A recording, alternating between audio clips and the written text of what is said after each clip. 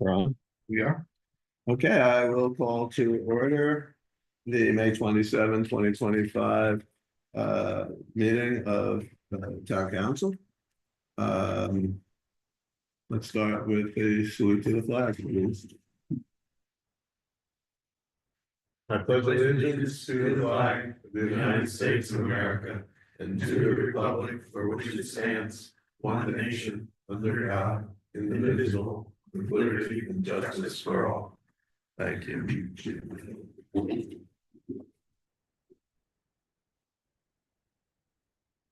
Okay, I understand that Council Member Weiss was unavailable due to a medical issue today. I believe he's under the weather. Okay. But everyone else is present. Are we in compliance with all of our FOIA requirements? Yeah. Okay, we are going to start. We have public hearing on 3 ordinances. I can call all of those at one time, right? Okay. Ordinance 2025-03, 2025-04, 2025-05. An ordinance amending the town code. Chapter 2,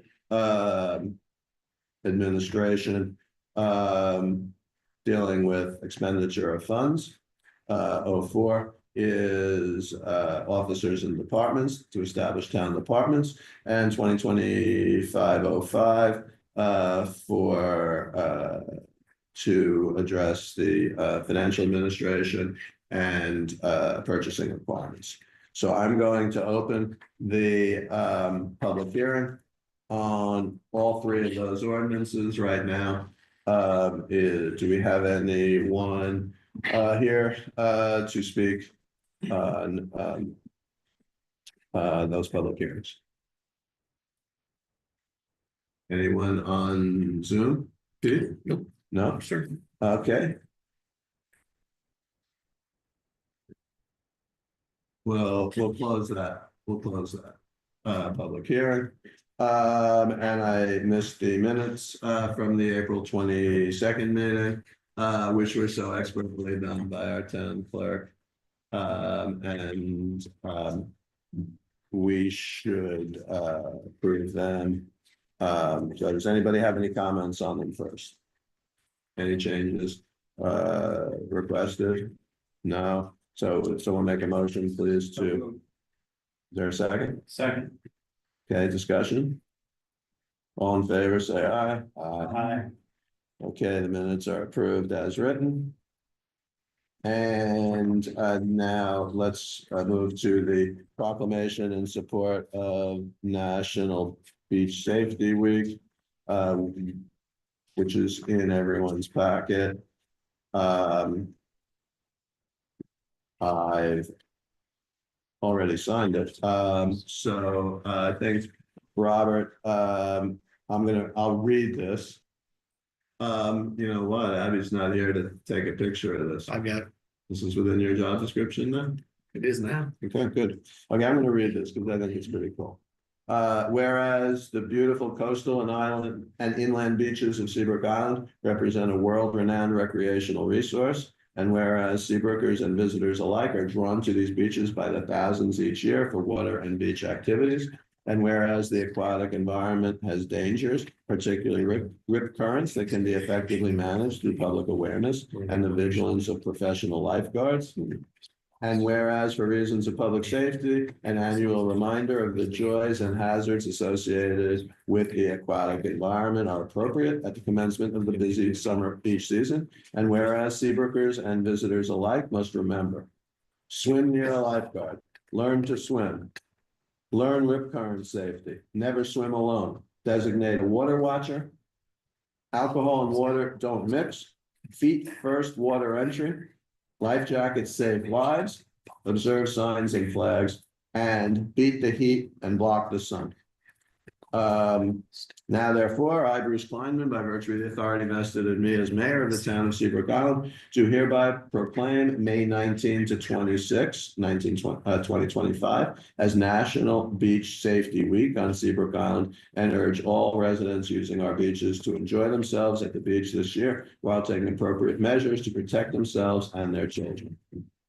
So Robert, you are the president of the organization, correct? That's correct. So we did this, we were, it would have been better if we had gotten this before I know. the So, safety week. so we do this in collaboration with the Charleston County Parks here locally, and we got so caught up in training this spring that this almost passed us by completely. But we certainly appreciate y'all's efforts to put it on and collaborate with us. So thank you very, very much. So it should be.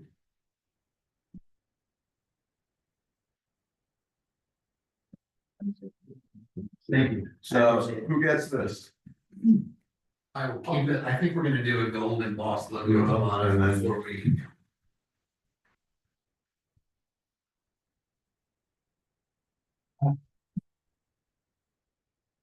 I have a proposed change for next year. Yeah. Where it says swim near a lifeguard, that doesn't really apply to Seabrook since we don't have stationary lifeguard. Unless you are such a tremendous swimmer, you can actually swim parallel as the truck's going down the beach. Which I doubt that you've ever seen here, so just delete that little phrase for next year. Could do, could do. Okay. Mr. Mayor, Yes, just one quick comment. On behalf of the Public Safety Committee, I'd just like to thank the group of lifeguards and beach patrol that do a great job for us. And to thank them for all their diligence, and also when we have questions about different safety procedures and so on, they're very responsive. And on that note, we were just talking before the meeting a little bit, and for the first time in a while, I had the chance to go on the beach this weekend. And unfortunately, or fortunately, it was a king tide or whatever. And the new beach where all the sand was just dropped between, let's say the Pelican's Nest and Rankin's Point, that whole part there. At high tide was just about gone. The only thing that's there is the steps that from the houses are protected pretty well. But there is in effect no more high tide beach there. And we were talking about the extent of that. That affects their ability to get to that point. And observing from the Pelican's Nest at lower tide, there's a sandbar out there. And there were several people that swam out there. And in fact, one person, when the tide was coming in, got caught in the current and was taken down towards the rocks at the Pelican's Nest. Luckily, he got in okay. And we didn't need to call you to go out there, but it would have been a difficult spot to be in where you wouldn't be able to get your truck there. I don't know, I'm just, again, this was an observation. And whatever you guys can do to make sure that that has remained a safe area. We invested, not only us, Apollo, all the groups of the Seabrook Island invested a lot of money on the beach renourishment and so on. So this is the beginning of the summer. I'm hoping, what was your comment to me that you've noticed what? It's a hugely dynamic beach, and I just over the years observed how much it accreted over on the St. Christopher side, and how much has changed on the north end, and how every time we come out on the beach, it's slightly different. So it's very nice. Yeah, and your ability to get to that part is hindered It is. all the time and more. It is more and more at high tide. We do have the ski that we're available to use and deploy as needed. Otherwise, our guys are maintaining just vigilance and trying to patrol as uniformly as possible with the trucks. And if they need to get out on foot, they're not afraid to take a walk. So So I know. We've talked about in the past the ability to use your jet ski to get to inaccessible places, so hopefully that would be appropriate, but again, recommendations for each year as we observe what's going on this summer. In the fall, the budget timeline comes up. So we need to make sure that we're filling your needs of what equipment and or expansion of services, whatever needs to be done to do that and make sure it's done. So thank you, and thanks, Mr. Mayor, for my comments. Okay, Dan. Thank you. Rob, thanks. Okay, citizen comments, during the first citizen comment period, any citizen may speak pertaining to any item listed on the meeting agenda, which does not require a public hearing, etc. Is there anyone, wishing, to be heard on the first citizen comment section? Anyone on Zoom, please? No, sir. Okay, then. On to the reports. Community Promotions and Engagement Committee first. Community Promotions Committee met. Oh boy, I don't remember the date now. And we reviewed and voted to recommend approval of a grant request from Seabrook Island Village. Do we have someone from Seabrook Island Village? No, Ann said they would have somebody here, but unless, yeah, I don't think so. No. Okay. So I think the grant request is pretty self-explanatory. I think everybody knows what Seabrook Island Village does. It's neighbors helping neighbors. But I will tell you that the presentation that we got at the committee was really really quite helpful. But the request is for $2,500. Major part of that was to provide 6 additional Knox boxes for 6 additional Seabrookers. And for those who don't know, these are boxes that house, and they currently have 6 of them that are in place right now. So this will double that, and it enables a key is kept in the box, and the only one who has a key to the box is the fire captain, I believe, and it enables them to access people without knocking their doors down. Incidentally, something that we learned at that as part of that presentation was that also in order to have one of these knock boxes on your home, you're required to provide certain information to the fire department, so that when they access your house, they actually have already been given information about what the medical challenges are. Also, the others, I forget, there are others as well, but just to make their job more apparent to them when they enter your house. So I wish somebody were here. I believe we did make it clear that we wanted a representative. But That's what I got. So I'll make a motion, to approve the grant request by, Seabrook Island Village. And if there's a second, we can move forward. Okay. Any discussion? The only thing I'll say is, this is a very clear application. So this is an application where, as it turns out, for me at least, I don't need somebody from the organization there, to support it.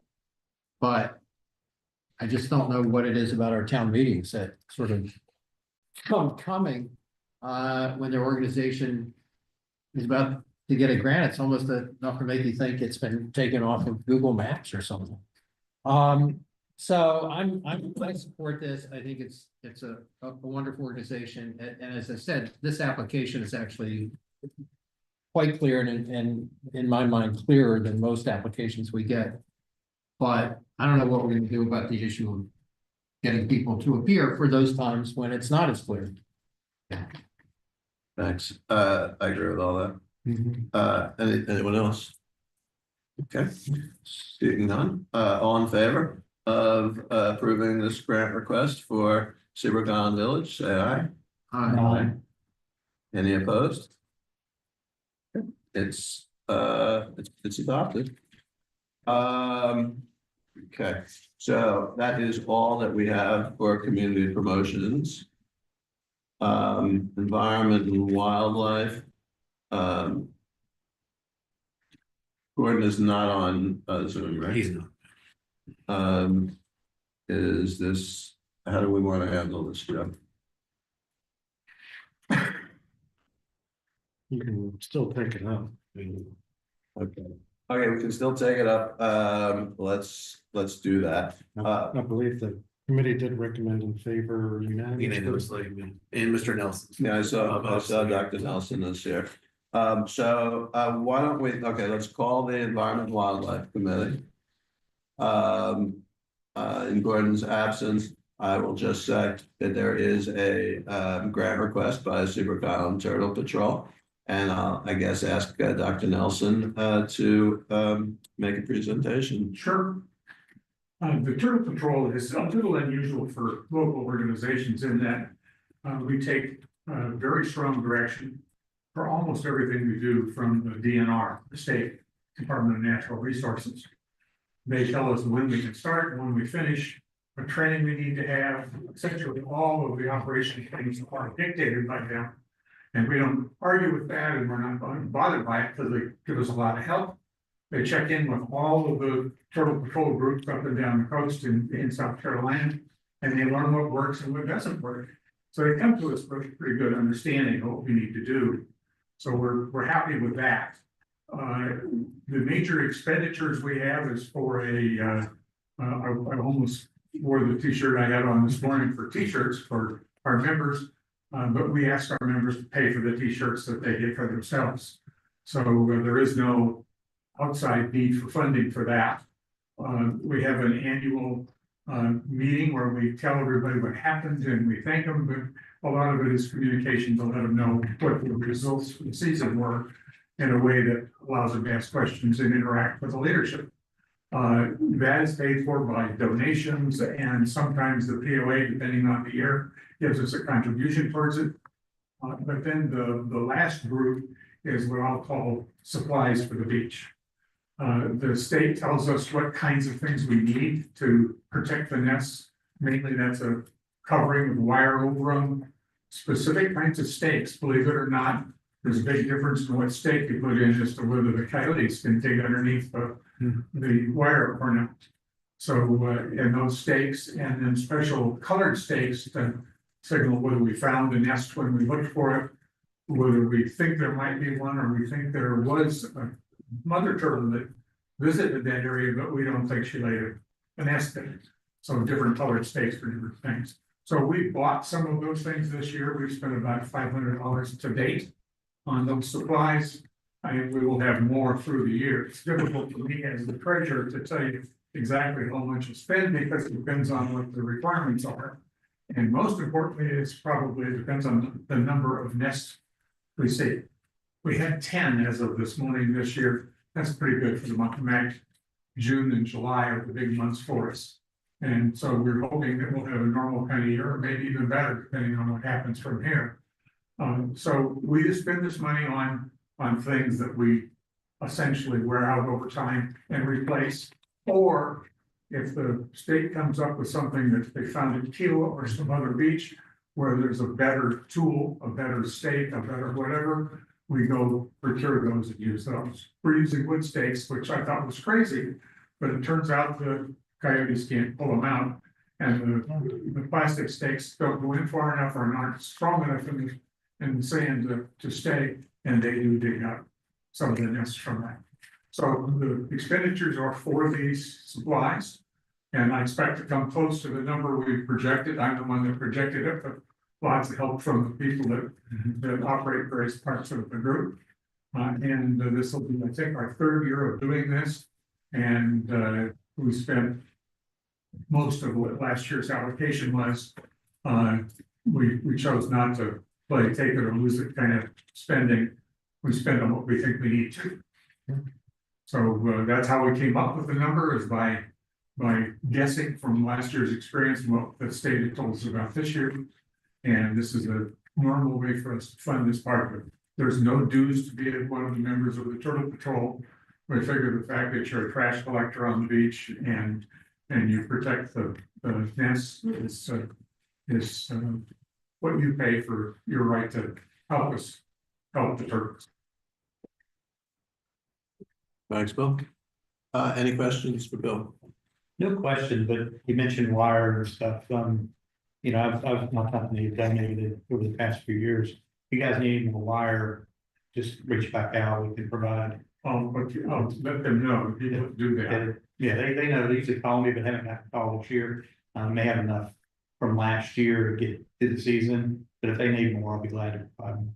Super, thank you. Turns out the stakes, believe it or not, are the single most expensive Yeah. thing. Yeah, unfortunately, we just have the plastic stakes. I tried to. They said no, it don't work. Yeah.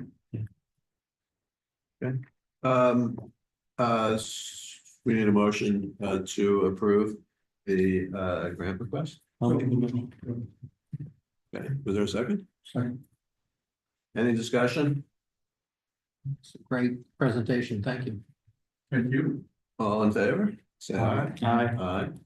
Okay, that's approved. And that's all we have for the Environment and Wildlife Committee today. Alligator meeting. I'm sorry, I'm not competent for that. Maybe Abby can pick that up when she speaks. Public Safety Committee, Dan? Nothing new to report, thank you. Nothing to report. Okay. Utility Commission, Mr. Furland? Thanks, good afternoon, everybody. We were not here for the last meeting, so I'll report financials for March, just by summarizing and saying we were on target. I'll review April in detail and then year to date, which includes March obviously. So April financials revenue $564 million versus a budget of $450K. I'll come back and explain the deviations here in a second. Total expenses $418,000 versus a budget of $367, leaving us with an operating income for the month of April of $145K versus a budget of $82. So the primary difference, and I can go into some more detail when I get to the operations section, was our default pump went down. So we were providing potable water, Charleston water, to the golf course at Seabrook, and when we could to the golf course at Oak Point.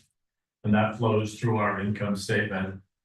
You can see that in here by increase to the good on revenue, mostly offset by an increased expense for the cost we have to pay Charleston for the water. Other than that, April was a relatively normal month. We were a little bit to the good on employee costs because we continue to run 4 employees down. Year to date, revenue $1.72 million with a budget of $1.55. Expenses $1.4 million versus a budget of $1.4 million. Operating income of $337,000, which is a budget of $157,000. So we're slightly ahead for the year. Total cash on hand in the bank, $5.01 million. So basically normal financials wherever you'd expect them to be this time of year. Operations report for March 1st, and then I'll do April. March sewer average flow 0.37 million gallons per day, max single day flow 0.466 million gallons. All chemistry was within spec. On the water side, we delivered 12.5 million gallons of water in March versus 15.1 last year. It's normal variation. April sewer flows 0.37 million gallons per day average, max 0.46 million gallons. Water, we delivered 21.4 million gallons versus 18 million gallons last year, and we delivered 0 deep well in April. We did, just a note, deliver 13.3 million gallons of potable water to the club and 3.4 million gallons of potable water to the point, basically making up for the lack of deep well. Because of the pump. Yeah, the pump was down and golf courses still needed water. This was mostly dry. So how much, from the deep, water well did we deliver last year, for the month of? I don't have the number exactly with me, but Do roughly you the think it same. corresponded? Yeah, So the pump was down for how long? it's down for 4 or 5 weeks. Are we gonna get to that later? I or- will get to it right now, since we're on topic. So the deep well pump is now fixed and running. $150,000 to $200,000 capital cost for us. As long as we've had to take it all the way apart, we got brand new pump, we got all new piping, all new drive shaft. And we did put a backup brand new motor on top of it as well. So we've been up and running since Saturday. Good job. So that was probably a month sooner than we expected. Good job to Tommy, who runs our operations, and his outside contractors who worked over the weekends.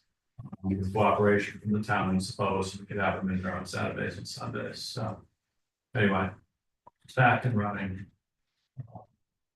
So that's fixed. And running, properly. Yeah, it's been running since Saturday. I haven't heard anything different. So it was pumping in the vicinity of 1.3 million gallons an hour. That's the max flow off of that system. So it's quite a nice asset for the island to have, actually. Yeah. All right, so that takes care of the deep well. As long as we're in the vicinity of the water tank, which, as you know, is where the deep well pump is. We have completed all the I-beam work and all the cross strut work on the water tank. As far as, and the corral on top has also been rebuilt. So that major structural work is now complete. We expected the painters here next week to do a complete painting of the tank. They're actually here this week. So it should take a couple of weeks. We'll get the tank repainted.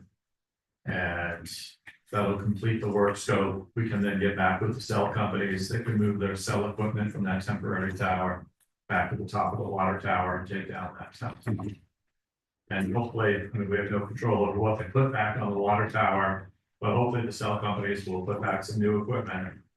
And the whole island will benefit from that. That would be good.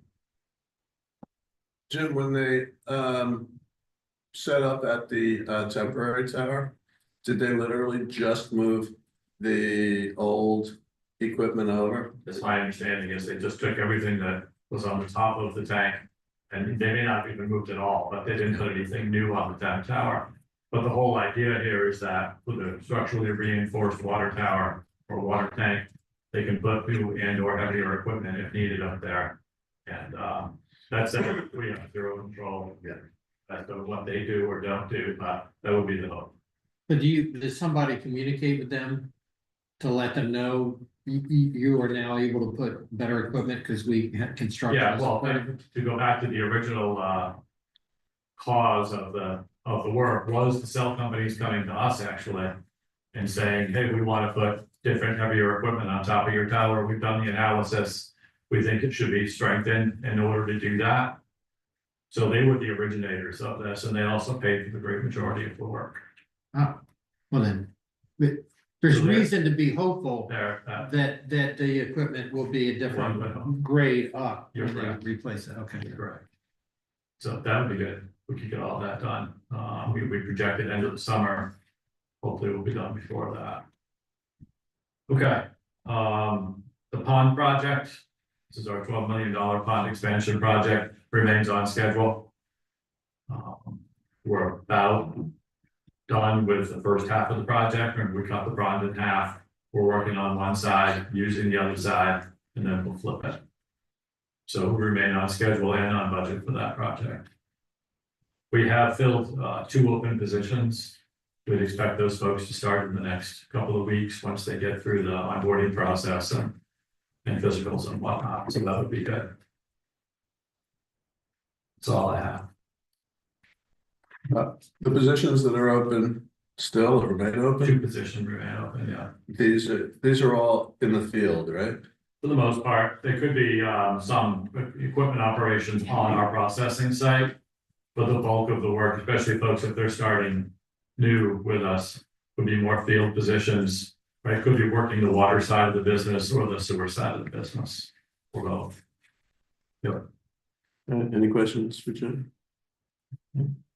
Cool, thanks. Thanks. Thanks, Thank Jim. you.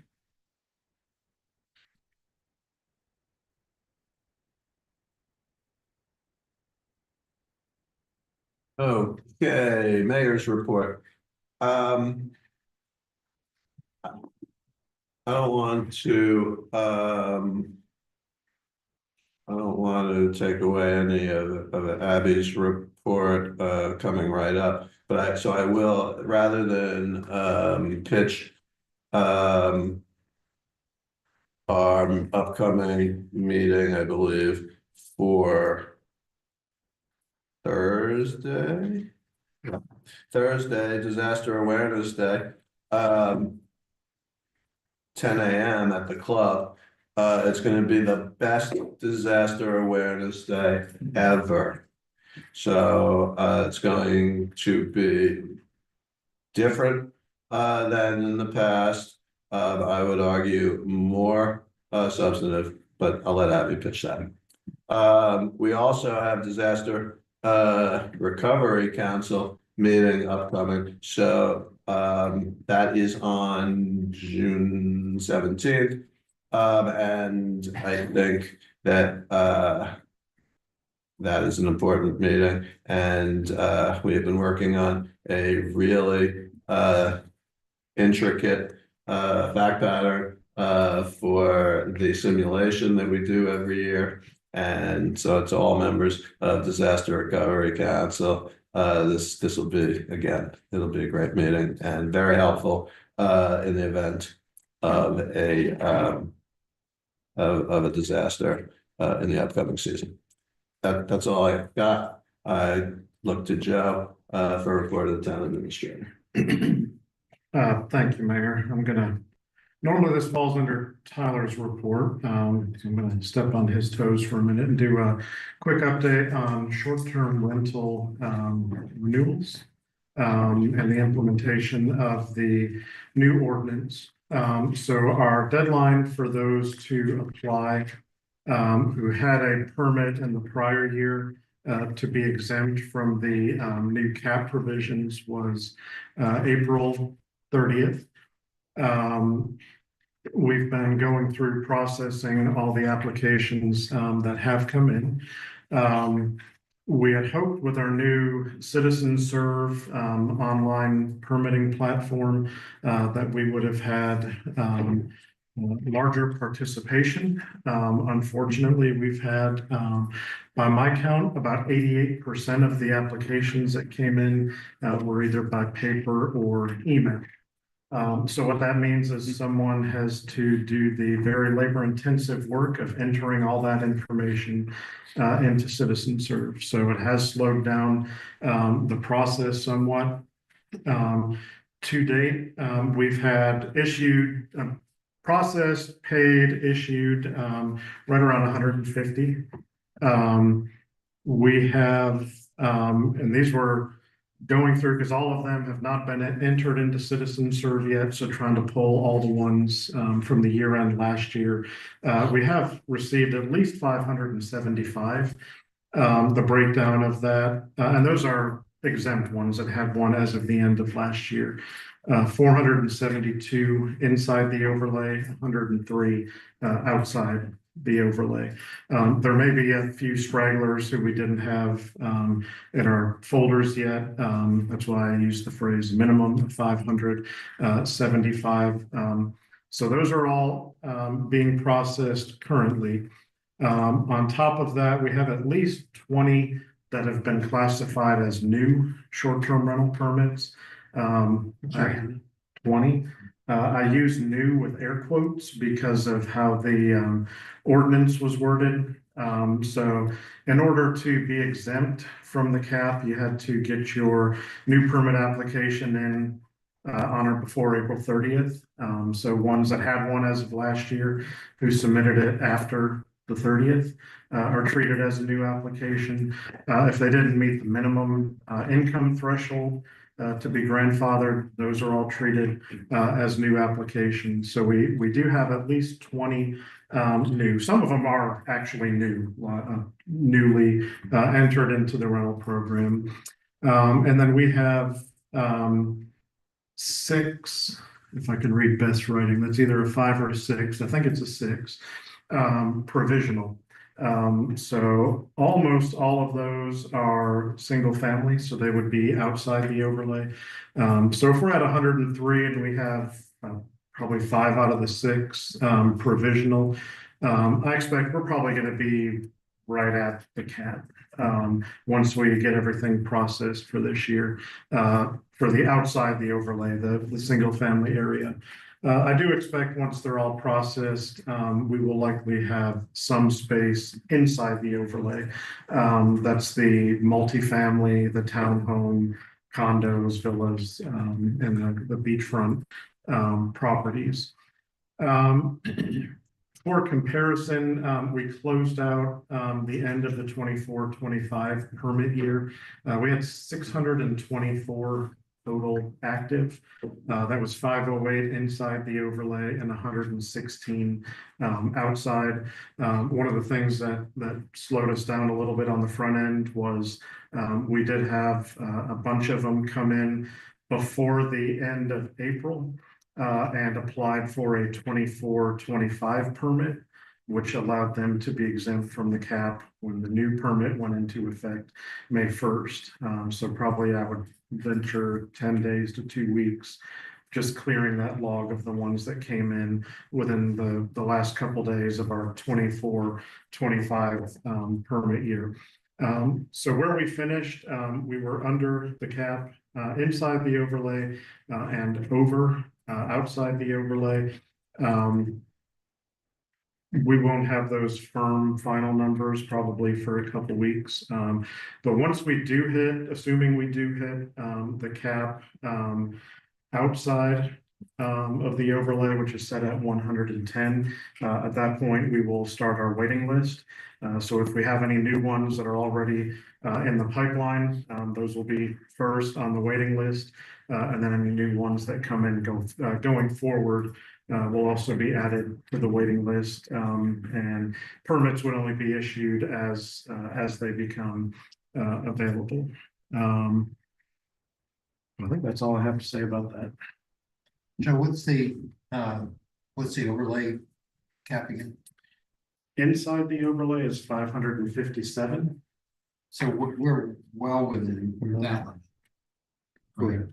At 472 versus 57. Yeah. And Citizen Serve, is this like a transitional year? At some point, are you going to not ask that it be used, but like require that it be used? Yeah, we didn't want to do it this year because the system literally just went live the day before. We opened up and started accepting permits. Didn't feel like the appropriate time to mandate it. But we've already been talking about that internally, probably for our next year, when we get into business license renewal, that it would be required. The nice thing about short-term rental permits this year is under the new ordinance, we transitioned from an annual renewal now to a permit that remains valid as long as the property is in good standing. So going forward in future years, we'll still have to renew the business license, but they won't have to do the permit and the license, which is what they've had to do since 2020. So, you know, if we have 500 plus and all of those, well, 88% of those having to be hand entered in, you can imagine it's a very laborious process. Beth has been spending a lot of time on that. Tyler has jumped in to help. We've actually brought in some additional temporary part-time support to help try to clear those as well. So we're trying to move through them as quickly as we can. I would guess probably another week to 2 weeks. We should hopefully have all those processed. There will be a little bit of time where, you know, they'll have, if they're not paid by a certain date, then the application would be voided and then they would have to reapply and be added to the end of the line. So we won't know exactly how many are available under the caps. Probably we'll provide that report at the next council meeting. But the citizen serve applies to every thing. So business licenses, at some point, the goal is to migrate Yes. everybody to that, Yes. right? For to save. Yeah, business licenses, permits, and short-term rental permits, and eventually we'll also have our code enforcement and the citizen portal all housed in that one system. You mentioned, once we reach the cap, people go on the waiting list when something comes available. We talked about a revenue requirement, in order to keep your license. Is that just measured annually? So they could have basically an insurance policy for this entire year. And then next year, when they don't have any revenue, then you would remove them from the list. Yeah, so with this being our first year going into the new permit program, the revenue threshold was a bit higher. We had 5,000 for properties inside the overlay and 10,000 for outside. So if they didn't meet that, they could still apply, but they would be treated as a new one. The caveat was if they had gotten the permit during the last 4 months of the year or had it for less than a year, it was prorated. And if they got it during the last 4 months, then there was no income threshold.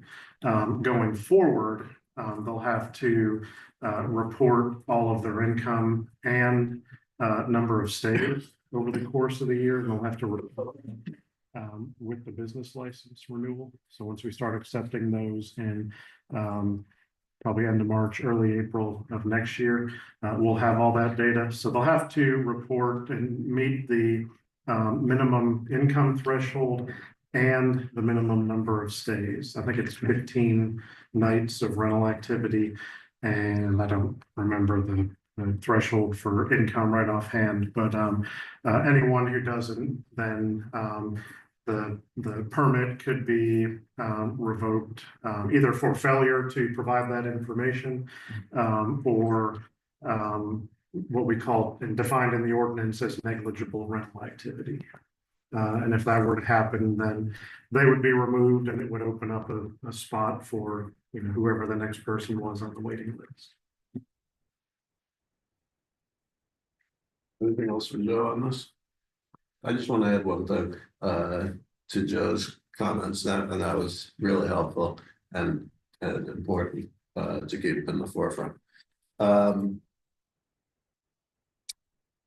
I was really disappointed, as I think all of our staff that's involved in this was, with the fact of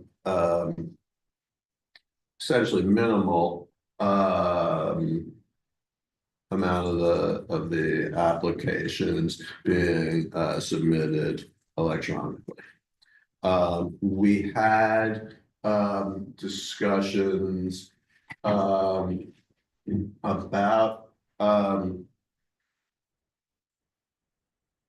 whether we could require everyone to submit electronically. And as Joe pointed out, because of the fact that Citizen Serve was getting rolled out so close, and because just a culture shock of how much, you know, do we want to change all at once. We decided not to, but I never dreamed that there would be this few applications being submitted, and that has caused certainly more work and obviously more time. Nonetheless, I don't want, I just want to make sure that anyone who's listening to this doesn't misconstrue the town's reaction. We all wish that this process could go faster. We all wish that, in fact, there had been a way, which there isn't, of just like literally on May 1st, for the entire processing to be done, the review process and the product. It just can't be done. So as a result, this is now taking longer than any of us would have liked. And I want everyone, you know, who's impacted by this, and there are some people who are impacted by the delay, to not feel that the town was neglectful or doesn't care. It's just a very difficult process, and we wish it could have been done quicker. We had hoped that it would be done quicker. I think that we're gonna put as many people on this as we can so that it gets done in the most optimal period that we have it, and we've been doing it. So I just wanted to add that to make sure that nobody thinks that that we think or anyone else thinks it's okay. It is what it is. It's not something we feel is okay. It is something that we are doing everything we can to get done as quickly as possible. Well, what seems strange is that aren't most of these applications filled out by the company, the rental agencies? So you would think that they would like, wouldn't it be easier on their part? Like, we're not talking about somebody who does it on their own. We're talking about companies that do it for 50 or 100 units. Wouldn't it be easier for them to use Citizens? Yeah, yes, They probably but that's, half of the application that they're having to do themselves is the problem. So like but we're not, we don't control that. We didn't control that. But yes. I don't think we can speculate or even try to reiterate what we may have been told by the people at those companies that you're talking about. I did think that it would be that way, but it wasn't. Okay, so that's it for that on the STR permits. Joe, do you have anything else to report? I do not. Okay, moving to report of the town clerk treasurer. Thank you, Mayor. We have January's financials. As you can tell, Joe has been using every waking moment to do the STR data, so we haven't had a time, but chance to sit down and compare that back to last year's budget data. But I do have the raw financials if anybody would like to see them, and I believe he just sent over February's as we were coming in here. I do want to talk though about the audit. Audit is off the ground and running along. I want to go down, just fill you in on what they have.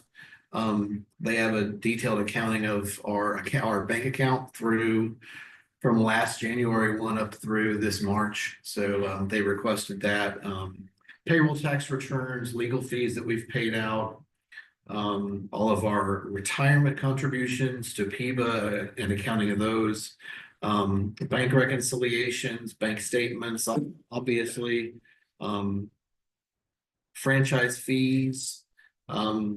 Berkeley Electric, they were sent that. All of our local option sales, the county local option sales tax payments. The biggest part they have not got yet that I have not sent to them is an accounting of our A-tax receivables. So that's the big part left. All in all, I think about half of what they've required that they now have. So I know Joey's working on trial balances and general ledger from last year. He's going to get those in Excel to them. So that's over halfway done. So I think we're coming along pretty good. But if anybody wants the January financials, we have those. We just haven't been able to sit down and compare that back to last year's budget numbers. So the last ones that we actually have seen were December. With December's, we had to accrue some more payments back to 24. If you remember, last month they came in and did the fence painting, so we had to kind of tell them to stop, and we needed to accrue that back. But we have sent him those corrections, and he's going to get those back to us soon. He's working on those. So yeah, we have December's, but there's a couple more items he needs to accrue back to last year. So When is the audit due? Joe. By state statute, I think we have 12 months from the end of our fiscal year. So I mean, really not till the end of the year. But historically, we typically get it done around July. You know, the mayor mentioned disappointment, like how, you know, we're at the end of May and we're just now getting January. That's very disappointing. Right. From our accounting staff that, you know, it's an outside party. We don't have as much control over it, but again, if I were to turn something in that late, I wouldn't have been in the county very long. So I'm very disappointed that, you know, again, having to go back and look at something from 4 months ago. You can't manage that way, and we have no oversight at all, only getting the financials, you know, sporadically throughout the year. So that's, again, if you have a conversation with the accountant, please tell them that. I had that discussion with him this morning. Okay. Yeah. Multiple times. Yeah, well, yeah. I talk to him about once a week. So. Good. Anything else for Pete? Okay, thank you. To Tyler, the report of the zoning administrator. Thank you, Mayor Kleinman. Summary of code enforcement and zoning activities since the April town council meeting. On the code enforcement side, there were 37 cases of individuals being caught working without a town business license. 7 cases where individuals were caught working without a town zoning permit or Charleston County building permit. On the beach, our code enforcement officers encountered 5 instances where there was either a dog off leash during on leash hours or in a leash required area. Each of those resulted in a verbal warning. They also have 1 e-bike without a SAPOA decal, which had a verbal warning. On the nuisance front, this was the first month of us really taking any action. There was no action taken, but observing trash can and parking violations at residential properties. We ordered or in the process of ordering warning tickets to give out for trash can and parking violations at residential properties. Until we have those, I've asked our part-time and full-time code enforcement staff to just keep track of what they're seeing, just so that we kind of know what we're getting into. With that said, at short-term rental properties, we had 8 instances where trash cans were either observed from the street or were left on the street outside of times that they were allowed to be there. With those, we were able to contact the 24-hour emergency contact, and the cans were moved in each of those cases. At residential properties, we had 87 observed violations. And then for vehicles at short-term rental properties, we had 9 cases where the 24-hour emergency contact was called and the vehicles were moved. And then at residential properties, we had 20 observed violations. On the beach, just got Rob's beach patrol activity report at the end of last week. They had 1 beach boat case, 2 beach fires, 3 critical habitat violations, 5 dune violations, 5 glass violations, 71 leash violations, and 2 shovel violations. And then in terms of planning and zoning, total. I'm sorry, Tyler, that was different than the beach patrol. That was beach patrol right there. And then I said, I thought you had said our code something. enforcement officers had also observed violations on the beach, so code enforcement first, then beach patrol there. Okay. With planning and zoning, a total of 106 zoning permits were issued since the April 22nd town council meeting, 3 of which were for single family new construction. I think Joe just summed up where we are with short-term rental permits pretty well. Planning Commission still has not had a meeting in 2025. And there is 1 item on the May Board of Zoning Appeals agenda, which will be heard at tomorrow's BZA meeting. That concludes my report. Yes, sir, Dan.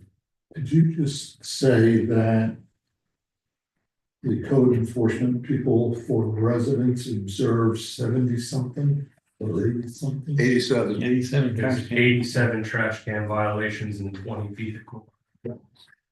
Okay, were those people informed that they were, or is it just like you say, observing and then They're just when you get, observing and then when you get the ticket? So these 87 people don't know that they were in violation yet? That's all I want to know. Okay. So when you issue the warning, are you going to take it to the house and put it on the door, or is it?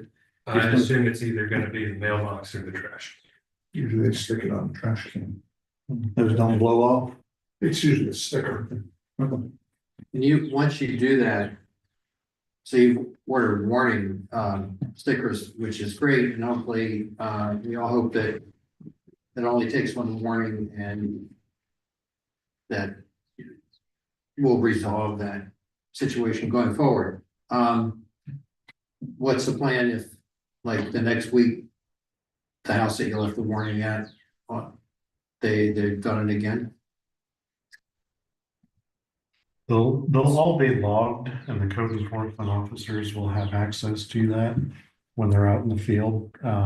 So they always have discretion as to whether or not to issue a citation. So if it is one where we have repeat offender, whether it's a week later or a month later, whatever, they have the ability and the authority to do that. Okay, so, and to do that, you didn't need to order any supplies or anything, it was just a warning that you needed to order to be able to, like, put on the trash cans or whatever to. Well, right now we're starting with just observing. We want to have a baseline. We'll move next into the warnings. The short-term rental ones, Mike has been in all of our code enforcement officers. We have a 24-hour contact, so there's always someone we can reach out to quickly and easily to have that issue mitigated. It's the single family homes, which, like Tyler said, I think for every rental one, we had like 10 single family homes. We don't have a phone number for all those people. So it's not somebody we can just pick up the phone and say, hey, you need to come get your garbage can. So we're designing and ordering some of the stickers. Whether they get one, whether they get a couple, I mean, that's going to be up to our code enforcement officer. But, We will get to a point if it's a habitual thing, folks should expect to receive ordinance summons. And I think for the trash ones, we have the graduated fine schedule for first offense, second offense, and so on. Yeah. Tyler, I think originally you said that on the beach, the code enforcement, like our regular code enforcement issued certain warnings, and then later you said the beach patrol issued what was a lot more. But you didn't say, I don't think that those were warnings, you just said they were citations. It was verbal warnings for every single thing that Beach Patrol did. Okay, so those were all warnings as well, because there was like weren't there a lot, like 70 of them or something? 71.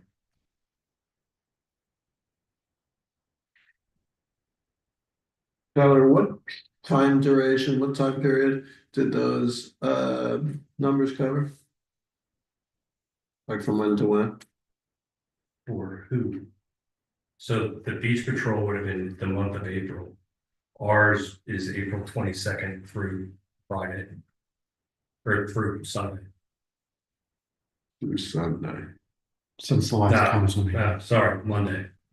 Yeah, moving that date, but yeah, Because I I did one last tally this morning of everything that. I guess we'll find out next month, but I mean, it did seem that number that Dan was reacting to, 87, did seem like a big number. I'm wondering if because trash pickup this week was Tuesday instead of Monday, whether people's I trash. think I've anecdotally said this in this forum probably every other month recently, but the only time that I went out consciously looking for trash cans during my time here, I dedicated the morning to it and I observed over 200. So the 80 something over the course of a month doesn't surprise me when I saw that in a day, the one time I went and looked. Sure. Thank you. Anything else, Don? Yes, sir. Okay. Looks like Abby is on Zoom. She is? Yes? Yep, I'm here. Can you hear me okay? I can hear you. You have a report? Yes. So first we'll have our first Chowtown of the season is tomorrow. So it'll be from 5 to 8 there at Town Hall. The vendors that we have are Chucktown Meatballs, Braised and Glaze, Lib's Diner, and then we are having the Seabrook Island Club's food truck. It'll be taco truck themed, they say, for tomorrow night. And then we'll have witch cream for dessert, and then the Wandering Taps for the alcoholic beverages. And then for musicians, we will have Zach Quillen with Suffering Moses. And then Thursday is Disaster Awareness Day. It starts at 10 o'clock and it will end at 1 p.m. It will be at the club in the Atlantic Room. For anyone coming from Kiowa or any of our speakers and presenters or exhibitors that are coming, the gate is aware of the event and they will let you through. You just have to say you're there for Disaster Awareness Day. And I have posted that on every single social blast, email blast, everything that's gone out through SAPOA guidelines, that they all are aware that that's how you get through the gate for the event. There is free lunch from 12 p.m. to 1 p.m. And then, as the mayor mentioned earlier, this year we are trying to be a lot more unique than the past. Instead of kind of doing the panel that we've done before, we're doing a lineup of different speakers. The featured guest speaker will be Dana Souza, who's the city manager from Sanibel Island, Florida. He'll speak all about Hurricane Ian and how it decimated Sanibel Island back in 2022 and how they recovered. I actually got his presentation today emailed to me, and it's amazing what he's going to cover through pictures, videos. It'll be very interesting to listen to and hear his perspective on, how their city recovered. We'll also have Charleston County Emergency Management Department's new director, Justin Pierce. He'll be speaking with Chief Ryan Kunitzer from the fire department. They're both doing kind of a joint presentation, just how the departments serve each other in Charleston County together. And then we'll have Sonia Stevens from ABC News 4 speaking about how she lived on Kiowa Island through Hurricane Hugo, and then the outlook for the 2025 hurricane season from her meteorological standpoint. And then Chief Meteorologist Bill Walsh from Live 5 will be the MC for the event. So should be a very good event. And that's all I have. Any questions for Abby? Okay, Abby, thank you. See you tomorrow, all right? Yeah, I'll be there. Okay. Thanks. Okay, on to, ordinances for second reading. We'll start with 2025-03. So. Where, the red line that's on the, copy that was in our packages. Is that, has anything changed since the first reading? No changes on ordinance 2025-03. The red line is just showing you the additions and deletions from our current. The same. Current. So, okay, and no amendments were made based on motions at the first reading? Nope. Okay, so, do I need a motion to approve this for second reading? Is that a yes? Okay, so would someone like to make a motion to approve ordinance 2025-03 for second reading? I was not enthusiastic. So moved. Yeah, now we're talking. Is there a second? Second. Yeah. Okay, any discussion? Okay, then, all in favor, say aye. It is passed. Okay, now, ordinance 2025-04. So are there any changes in this that based on first reading? For 04, there are none. Same thing, the red line is showing additions and deletions from our current ordinance. Okay. Will someone make a motion to approve 2025-04 for second reading? So moved. Yeah, now we're talking. Thank you. Is there a second? Second. Okay, any discussion? All in favor? Aye. Aye. Okay, that passes. Ordinance 2025-05 for second reading. And there was a change here, right, Joe? There was, and that's why it was highlighted in yellow. It's on page 43.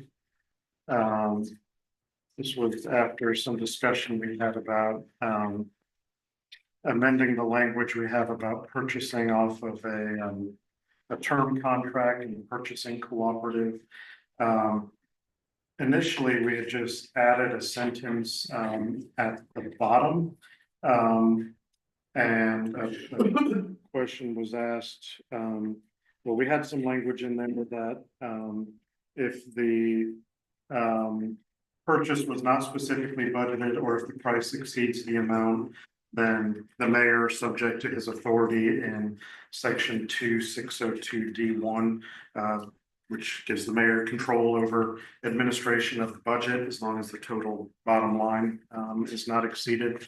Whether that was intended to apply to any sort of term or purchasing cooperative, or if that was also intended to apply if we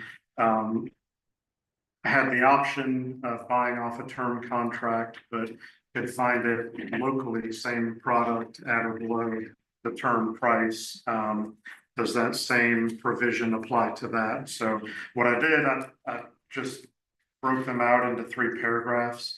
So A is keeping the same language that we had for purchasing cooperatives and term contracts. Typically, if we buy something like off the state contract, that's bid and they go through that whole process on a statewide basis. Typically, we do it for vehicles. Most other stuff we use, or historically have used our own procurement process. We have had instances in the last couple of years, which is why we recommended adding B. A lot of times on those contracts, the low price on the statewide contract, the vendor is going to be like up in Greenville or Spartanburg or something, and you got to basically send somebody 3 hours there, 3 hours back, lose an entire day. The last, I think 3 of the last 4 vehicles we bought, we actually, we were prepared to purchase them on the state contract, but we had reached out to a couple of the local dealerships who were able to give us similar vehicles at or below the contract price. So the intent of paragraph B on page 43 was to put that in the ordinance authorizing if we can find the same or similar goods or services locally, locally meaning in Charleston, Berkeley, or Dorchester counties, that in lieu of purchasing it off of the state contract, we can purchase from the local vendor, subject to approval by the mayor. And then just shifting that part down in paragraph C, keeping the language, if the purchase was not specifically budgeted or exceeds the amount budgeted, the procurement officer shall obtain prior approval from the mayor, subject to the limitations in section 2-602 D1, which is the mayor's budgetary authority, before purchasing the goods or services, and then clarifying pursuant to subparagraphs A or B. So that applies to both A and B. That was the only change we made after the last meeting. Got it. So any questions for Joe on this? All right, then, let's see, we could get a motion to approve 2025-05. So. Second. Thank you. Discussion. All in favor? Aye. Aye. Any opposed? Okay, that is adopted for second reading. And we're good there. Okay, ordinances for first reading, there are none, no other action items. There are no items for information or discussion, citizen comments. Any citizen may speak pertaining to any town matter except personnel matters. Is there anyone who would like to speak during the citizen comment period?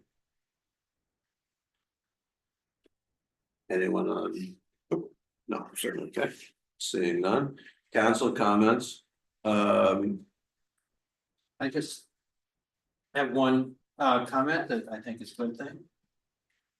When we give Is the. it okay with the oath? I was about to call on Raymond. Oh, yeah, oh, my apologies. Go ahead, both you and Take Rick. a few minutes. You can do yours first.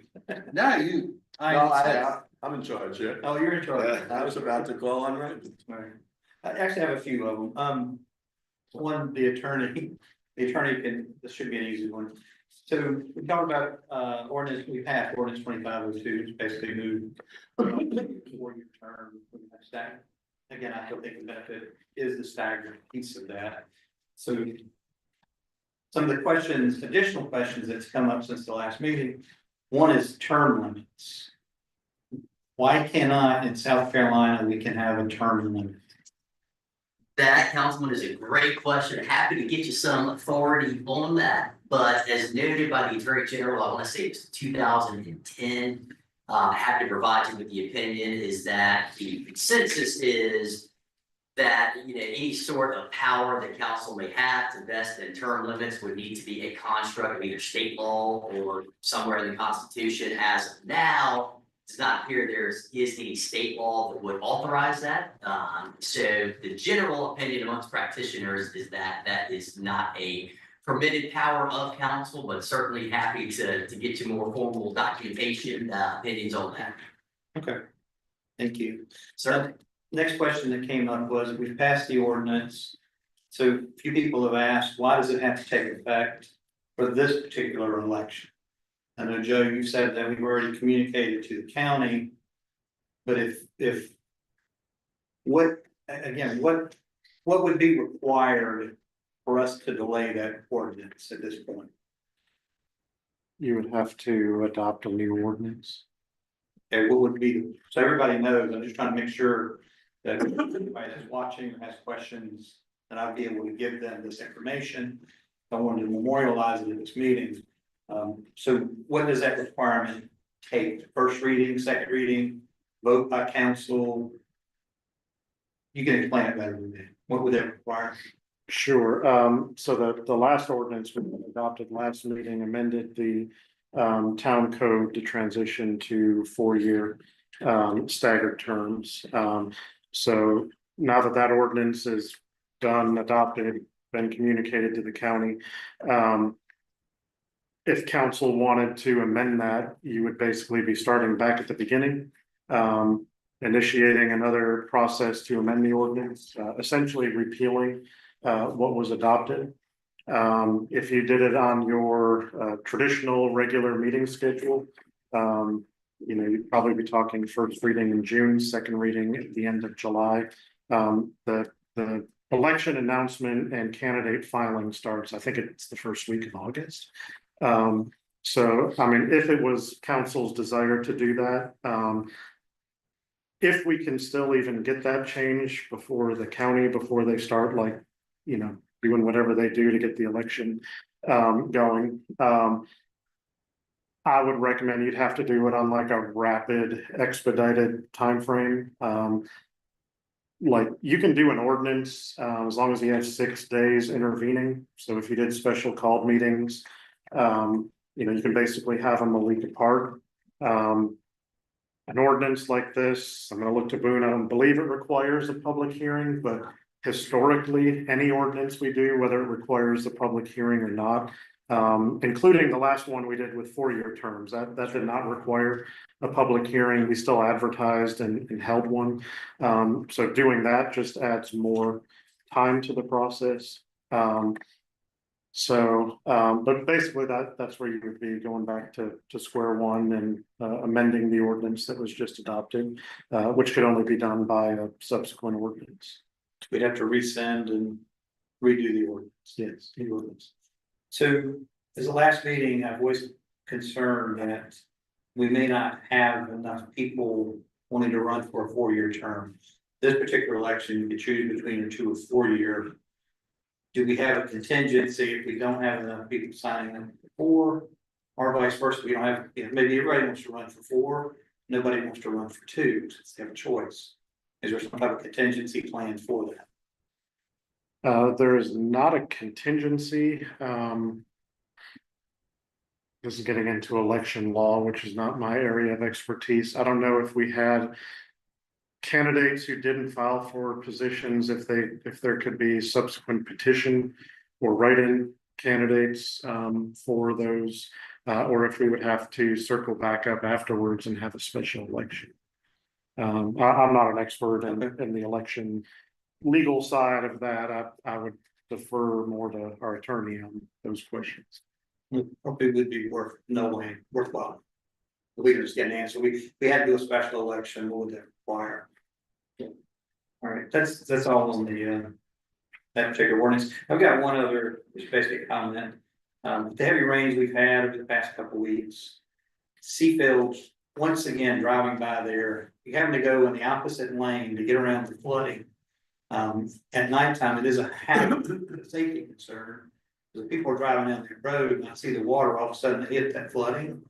Again, it's hard telling what could happen. What is the timeline, if you know, for Seafield to be complete and for them to do something about the flooding on Seafield? Well, the flooding did not originate with Seafields.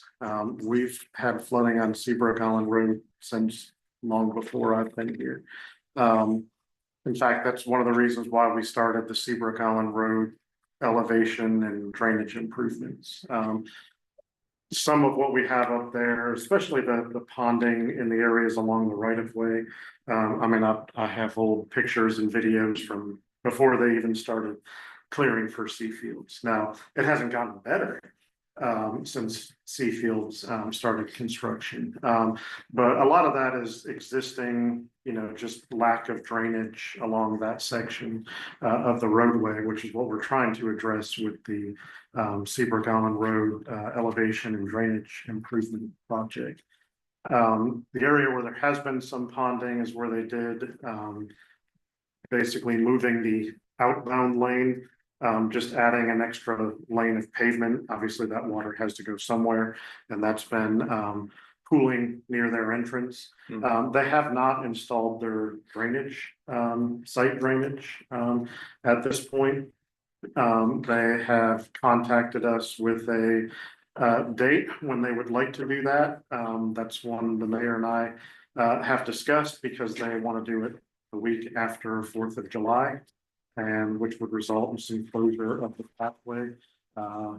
We've expressed some shared concern about that being one of our busiest weeks of the entire year. So we're going to request a meeting to see if we can modify that date.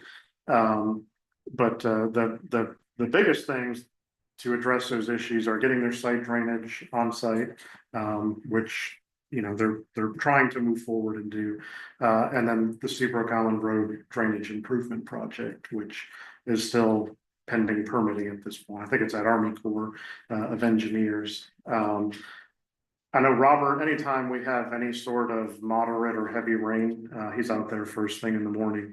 If he sees anything on the pathway, he's on them pretty much instantaneously to get them out and take care of it. It sounds like July would be the earliest for the drainage, but again, understand, if they want to do it July 4th, that could be an issue. Okay. Yeah, and that'll be mostly like the site drainage stuff. I mean, it's not the right of way, the pre-existing issue. But it would help with some of the the site drainage impacts. Yeah, I know we've had flooding issues along Seabrook Island Road for a long time, but to me, maybe it's just my misconception, but it appears that particular area has gotten worse. And and maybe I'm wrong, maybe you have videos, I look to see them. But the only thing I could think of is with that runoff, and they're still not finished with the hard surfacing at Seafields. So what happens when that? Are we gonna get more runoff towards the road? So they need to do something pretty quick as far as the drainage. Yeah, we shouldn't. I mean, that should all be controlled by their site drainage, which had to go through DHEC and everything for their permitting process. I would definitely say where the driveway is, that area, there tends to be more standing water. Of course, you put an extra lane on the outbound side, that's more impervious surface, more water, and is draining to a place where really there's inadequate drainage to begin with, even before Seafields was built. So I think the real key to addressing that is the Seabrook Island Road project, because that's in the right of way. Most of that's being generated from the road surface itself. And anything coming from the site will be controlled through their site drainage. Thank you, Mr. Mayor. Yeah. Well, just to follow up on that, where does their site water and the drainage plan go to? The pond behind Seafields and MUSC. Okay. I would only add to Raymond's remarks that that yesterday I was riding with my daughter to Fire Pikes to Kiowa, and they closed down the path in front of Seafields, which is not really that great. So you have to get off of the path and ride along Seabrook Island Road, which is, we're not talking about professional cyclists here. I mean, there's a lot of people who are very casual riders, so it's not the greatest situation. And frankly, I looked at the path. It was certainly wet, but some people might have preferred just to walk their bikes along there as opposed to get on the road. So that was irritating. Anyway, so after Raymond's very substantive questions, and remarks concerning the ordinance, et cetera, I feel mine are much lighter in nature, and it's really just to point out something that I thought was very nice to read in Tidelines today. We do these grants, and a lot of times we do them, we don't hear the follow-up on them. And today, there was in Tidelines a whole thing on the return of the purple martins at the equestrian center. And beautiful birds, and they're these sort of not ordinary type of birdhouses, but some sort of structures designed for them.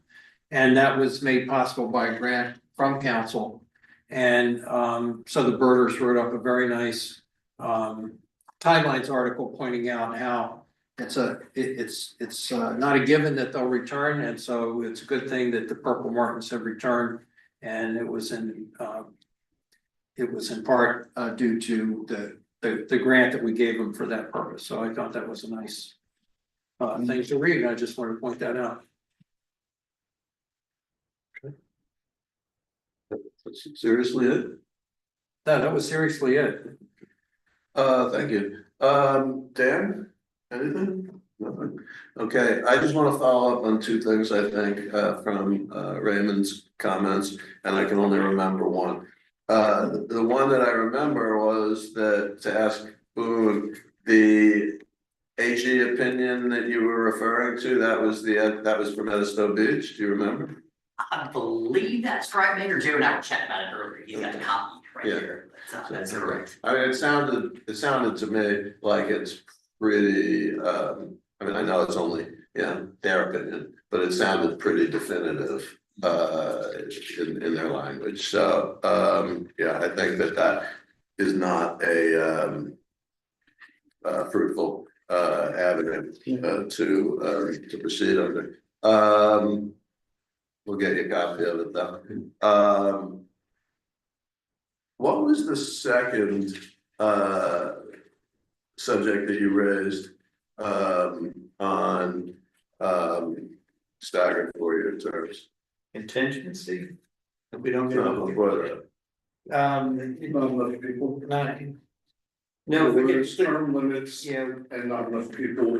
I also say, what would it take to delay ordinance 2020 or 2502s? So the one I think that I wanted to just make a comment on was about the, what if there's not enough people? I mean, we've had a lot of years here where the number of candidates equaled the number of spots, right? It was 4 council members and a mayor, and there were 5 names, sometimes 6, but often 5.